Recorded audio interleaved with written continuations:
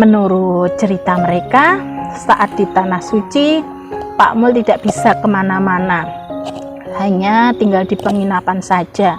Hal itu dikarenakan saat keluar dari penginapan selalu mengeluh sambil berteriak, "Ya Allah, aku tidak meminta hidup tanpa masalah, karena aku tahu itu tidak akan bisa. Aku hanya meminta hati yang sabar, hidup yang sehat, dan iman yang istiqomah, agar aku bisa kuat dan tabah dalam menjalani kehidupan." Open Diary.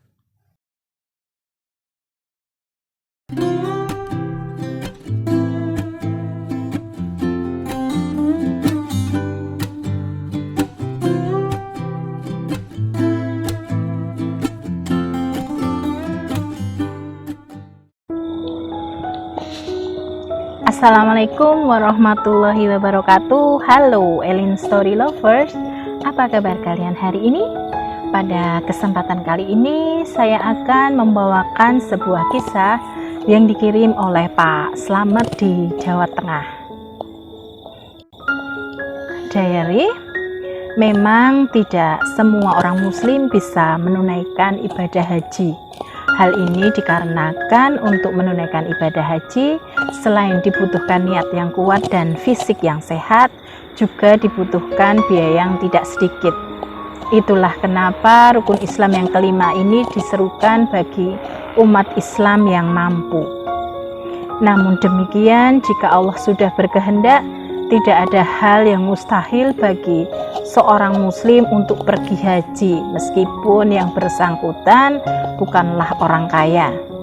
Sebaliknya, jika Allah Subhanahu wa Ta'ala belum memanggil seorang muslim untuk datang ke Baitullah, maka sekaya apapun orang tersebut, dia tidak dapat pergi naik haji. Islam tidak mengajarkan umatnya agar bekerja untuk biaya naik haji. Namun kita diminta bekerja untuk memenuhi kebutuhan hidup rumah tangga kita. Dan jika ada harta berlebih dari hasil bekerja, di mana semua kebutuhan sudah tercukupi, barulah bisa digunakan untuk biaya pergi haji. Sayangnya, terlepas dari niatnya pergi haji sekedar mengejar gengsi atau memang lillahi ta'ala, masih ada juga orang pergi naik haji namun menggunakan uang yang sumbernya tidak halal. Uang hasil korupsi misalnya. Biasanya balasannya akan diperoleh saat sudah berada di Tanah Suci. Sama seperti yang dialami tetanggaku. Sebut saja namanya Pak Mul, bukan nama yang sebenarnya. Kejadiannya sekitar tahun 2006 silam. Sudah menjadi tradisi di kampungku saat seseorang akan pergi haji, biasanya mengadakan pengajian dengan mengundang tetangga, kerabat, dan juga seorang ustadz untuk memberikan tausiahnya. Pak Mul pun demikian, dan aku sebagai tetangganya juga diundang. Aku dan istriku pun datang ke acara tersebut. Dan keesokan harinya, Pak Mul beserta istrinya berangkat naik haji bersama anggota rombongan haji yang lain. Diary, hari-hari berlalu dan saat kepulangan haji pun tiba. Pak Mul dan istrinya beserta rombongan hajinya sudah sampai di rumah mereka masing-masing. Para tetangga mulai berkunjung ke rumah Pak Mul untuk sekedar mengucapkan selamat. Saat aku dan istriku sedang berkunjung ke rumah Pak Mul, beliau pun bercerita saat pelaksanaan hajinya di Tanah Suci.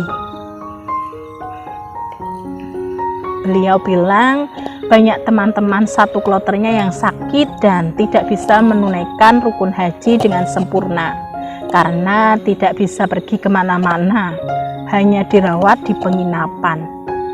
Hanya dia sendiri yang tidak pernah sakit. Namun saat Pak Mul bercerita, aku perhatikan Bu Mul nampak diam, tidak menimpali apa yang diceritakan suaminya. Nampak ekspresi wajahnya berbeda dari biasanya. Aku dan istriku serta beberapa tetangga yang lain yang ada di ruang tamu itu hanya mendengarkan saja cerita Pak Mul. Dari sekitar seminggu kemudian, aku dan istriku pergi ke rumah Pak Deku di desa sebelah. Saat itu Pak Deku sedang punya hajat akan menikahkan putri bungsunya. Saat aku sampai di sana, sudah mulai banyak orang yang sedang membantu Pak Deku menyiapkan tempat resepsi yang akan dihelat esok hari. Tenda sudah terpasang, meja kursi juga sudah tertata rapi. Aku pun bergabung ngobrol dengan orang-orang tetangga Pak Deku, sementara istriku membantu Bu Deku di dapur. Dari obrolan mereka, mendadak ada yang membahas soal rombongan haji yang baru pulang beberapa hari yang lalu. Sepertinya ada tetangga Pak Deku yang satu kloter dengan Pak Mul. Hal itu terbukti dari obrolan mereka yang menceritakan kejadian yang dialami Pak Mul di Tanah Suci.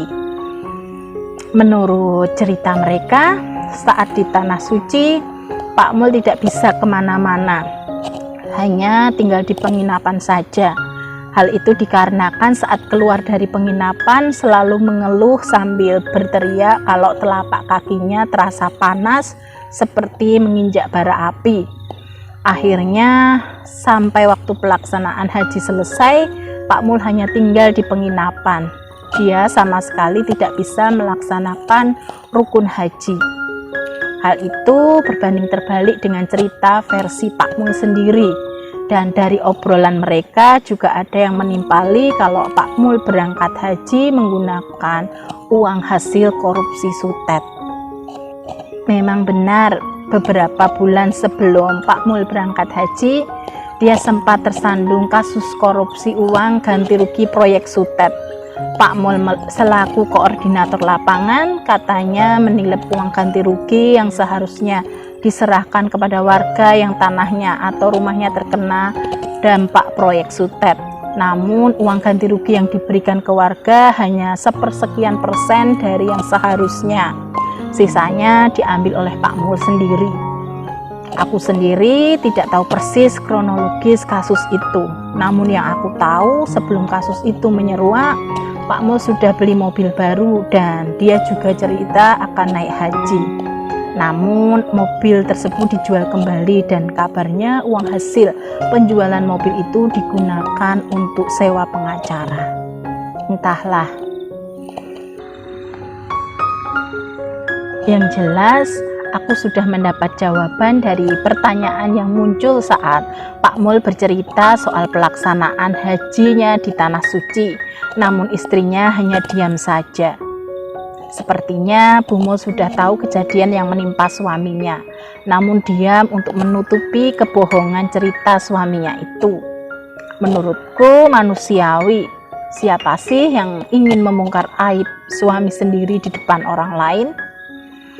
Semoga ada hikmah yang bisa diambil dari kejadian yang dialami oleh Pak Mul.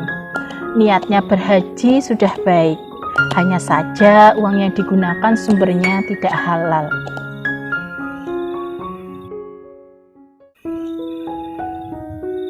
Demikian sebuah kisah yang dikirim oleh Pak Slamet di Jawa Tengah.